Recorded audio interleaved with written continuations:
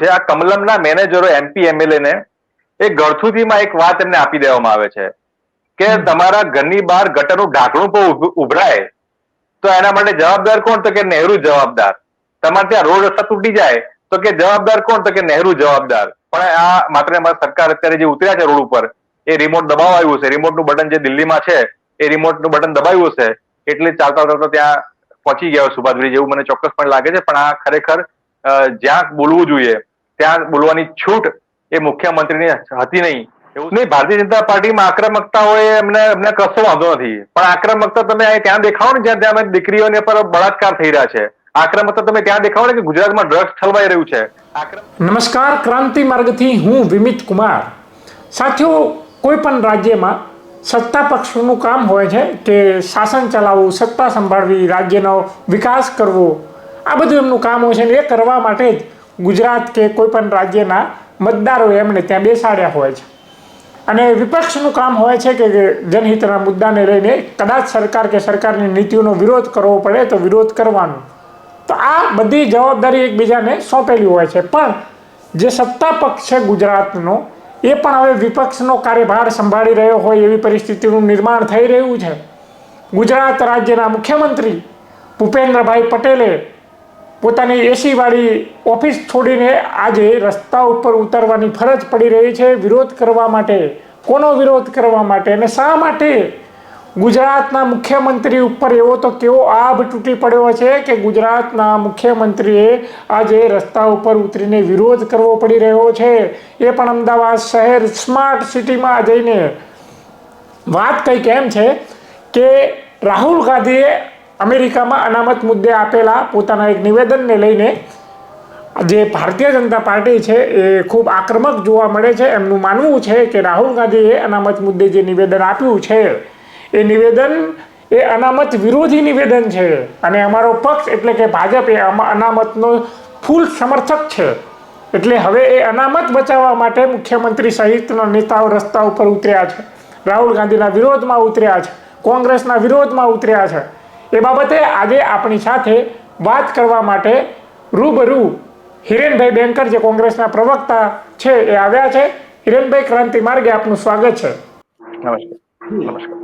હિરેનભાઈ, મુખ્યમંત્રી ખુદ રસ્તા ઉપર ઉતર્યા છે રાહુલ ગાંધીએ આપેલા નિવેદનને લઈને, અનામત મુદ્દે આપેલા નિવેદનને લઈને. શું કહેશો આ મુદ્દે? ભાઈ, જે પ્રકારની ઘટના આજે ગુજરાતમાં કહેવાય કે તમામ જિલ્લામાં, એક જિલ્લામાં તો સમજ્યા મારા ભાઈ, પણ તમામ જિલ્લામાં આજે ભારતીય જનતા પાર્ટીએ આરક્ષણ વિરોધી કોંગ્રેસના બેનર હેઠળ એ ધરણા પ્રદર્શન કર્યા. જ્યારે એ સમયે કર્યા છે કે જ્યારે ગુજરાતમાં એક મુદ્દો ખૂબ અગત્યનો છે જેના પર ખરેખર તમામ લોકોએ બોલવું જોઈએ, તમામ સમાજના શ્રેષ્ઠીઓ બોલવું જોઈએ, સમાજની માટે ચિંતા કરતા લોકોએ બોલવું જોઈએ અને જે ખરેખર શાસનમાં બેઠા છે એ લોકો બોલવું જોઈએ. એવી દહેગામની બાળકીની 6 વર્ષની બાળકી પર થયેલા એની હત્યા અને એને જે મોલેસ્ટ કરવામાં આવેલી છે એ ઘટનાની નિંદા કરવી જોઈએ. એની જગ્યાએ આજે મુખ્યમંત્રી શ્રી એક કોંગ્રેસે કરેલા એક નિવેદન પર આવીને આખી વાત ત્યાં આવે છે, ધરણા પ્રદર્શનમાં આવે છે. આ દર્શાવે છે કે સરકારમાં બેઠેલા ભારતીય જનતા પાર્ટીના કમલમના મેનેજરો એ માત્ર ને માત્ર રાજનીતિ કરવાની વાત કરવામાં આવે એમાં જ એમને રસ છે.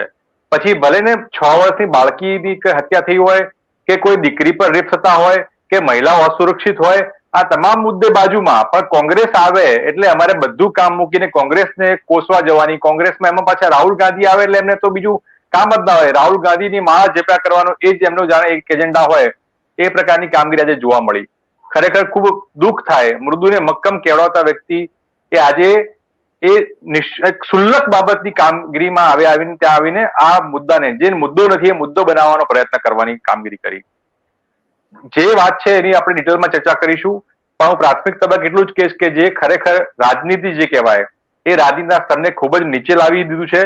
જ્યાં ખરેખર રાજનીતિના કારણે, નીતિગત નિયમોના કારણે લોકોને લાભ થવો જોઈએ એવા કામગીરી કરવાની જગ્યાએ રાજનીતિ કરવા રોડ પર ઉતરી જાય અને રોડ ઉપર જે મહિલાઓ અસુરક્ષિત થઈ રહી છે એના પર કામગીરી કરવાની, હડફ ઉચ્ચારવાની. એ ગૃહમંત્રી હોય કે મુખ્યમંત્રી હોય, આ બંનેમાંથી કોલકાતાની દીકરીઓની ચિંતા કરે તો ગુજરાતની ચિંતા ના કરે.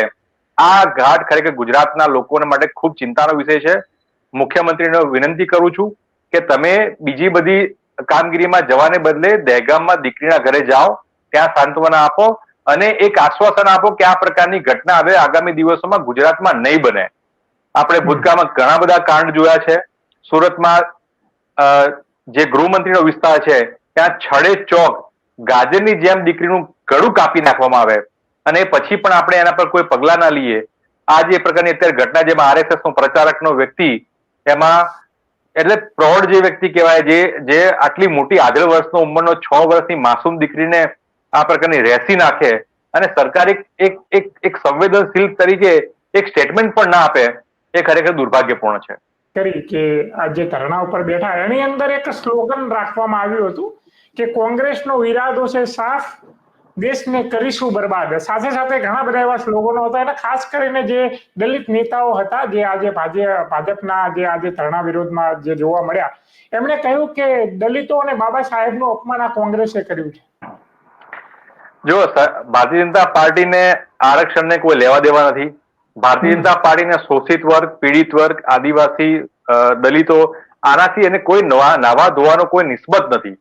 એ માત્ર ને માત્ર વોટની રાજનીતિ જેમ અત્યારે કરવા જઈ રહ્યા છે કે કેમ કરીને અમારું વોટનું તરફાણું ભરાય, અમારી 156ની સીટો આવી જાય, આના સિવાય બીજી કોઈ જ એમને એ નથી.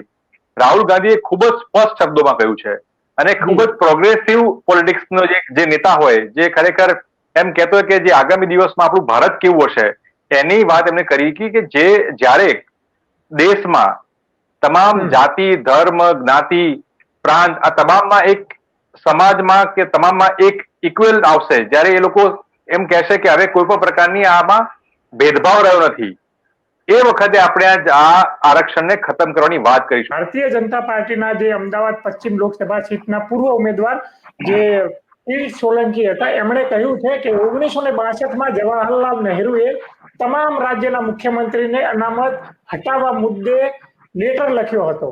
એટલે કોંગ્રેસ એ વખતથી અનામતની વિરોધી હતી. વિમિતભાઈ, ભારતીય જનતા પાર્ટીના નેતા રહેતો તો મેનેજરો છે, બધા નેતા ન કહેવાય, જનનાયક પણ ન કહેવાય, એ બધા નેતા કમલમના મેનેજરો છે. આ કમલમના મેનેજરો એમપી એમએલએ ને એક ગળથુથીમાં એક વાત એમને આપી દેવામાં આવે છે કે તમારા ઘરની બહાર ગટરનું ઢાંકણું પણ ઉભરાય તો એના માટે જવાબદાર કોણ? તો કે નહેરુ જવાબદાર. તમારે ત્યાં રોડ રસ્તા તૂટી જાય તો કે જવાબદાર કોણ? તો કે નહેરુ જવાબદાર. તમારે ત્યાં કઈ પણ તકલીફ થાય તો કે કોણ? તો કે કોંગ્રેસ અને નહેરુ જવાબદાર. એને સિવાય બીજી એમની પાસે કોઈ વાત નથી હોતી. ઇતિહાસના પન્નાઓ જયારે જોવામાં આવે ત્યારે ખબર પડે કે ભારતને ખરેખર એક ડેવલપ નેશન તરીકે આગળ વધારવા માટે જે કહેવાય કે મંદિરો જે અત્યારે મંદિરના નામે રાજકારણ કરે છે, એવા આધુનિક મંદિરોની નિર્માણ જો કોઈ કર્યું હોય તો એ જવાહરલાલ નહેરુજીએ કર્યું હતું. આઈઆઈટી, આઈઆઈએમ જેવા જે કહી શકાય કે જયારે આપણી પાસે ખાવા અનાજ નહોતું ત્યારે આ આઈઆઈટી, આઈઆઈએમ નું સ્વપ્ન જેને કઈ આપ્યું હોય એ નહેરુજી આપેલું હતું. એટલે એના નામ પર તમારે માત્ર ને માત્ર રાજનીતિ કરવાની. અત્યારે પણ જે રાજનીતિ કરી રહ્યા છે ખરેખર દુર્ભાગ્યપૂર્ણ છે. આરક્ષણ હટાવો, આરક્ષણ આ કરો. તમે ખરેખર આરક્ષણની વાત કરતા હો તો તમે અત્યારે ઓબીસી ની જે પ્રકારે અત્યારે 2 જિલ્લા પંચાયત અને 72 થી વધારે નગરપાલિકાઓમાં ઇલેક્શન પેન્ડિંગ પડ્યું છે, એ તમારા જ કારણે પડી રહ્યું છે. તમે જે ખરેખર ત્યાં 33% કરવું જોઈએ, આરક્ષણ આપવું જોઈએ તો ઓબીસી ને 27% પ્રમાણે, એ તમે નથી આપ્યું, તમે કોર્ટમાં ગયા. એટલે ખરેખર આરક્ષણ બાબતે તમે આરક્ષણ આપવાના વિરોધીઓ છો. ગુજરાતમાં છેલ્લા 30 વર્ષમાં 5 લાખથી વધુ સરકારી જોબ ખાલી છે, તેમ છતાં ભરતા નથી, કારણ કે તમને ખબર છે કે એમાં તમારે આરક્ષણ લાગુ કરવું પડશે. તમારે એસટી, એસટી, ઓબીસી ના લોકોને તમારે એમાં ભરવા પડશે. એની જગ્યાએ તમે આઉટસોર્સિંગ કોન્ટ્રાક્ટ પત્રના નામે તમે છેલ્લા કેટલાય વર્ષોથી આ એક તંત્ર ચલાવી રહ્યા છો. તમે 37,000 શિક્ષકોની ઘટ હોય તેની જગ્યાએ તમે હંગામી સિસ્ટમો ભરી રહ્યા છો, એ કોન્ટ્રાક્ટમાં ભરી રહ્યા છો. એટલે એ સુનિયોજિત રીતે આરક્ષણને ખતમ કરવાની કામગીરી ભારતીય જનતા પાર્ટી છેલ્લા 30 વર્ષમાં ગુજરાતમાં કરી છે અને દેશ લેવલે પણ એ જ વસ્તુ થઈ રહી છે કે દેશ લેવલે જે 8 લાખથી વધુ જગ્યાઓ કેન્દ્ર સરકારમાં ખાલી છે, એ પણ ભરવાની કામગીરી થતી નથી. અત્યારે લેટરલ એન્ટ્રી લાવીને ડાયરેક્ટ જ ભરતી કરવાની અને એમાં તમે કોઈ પણ આરક્ષણનો નિયમ લાગુ ન પડે અને તમે સીધા તમે જેને ઈચ્છો એને ભરી શકો, એવી લેટરલ એન્ટ્રીની એવી પેરવી આ ભારતીય જનતા પાર્ટી લોકોએ કરી હતી. એટલે આરક્ષણ વિરોધી જનનો ચહેરો છે, લોકોને ખબર છે.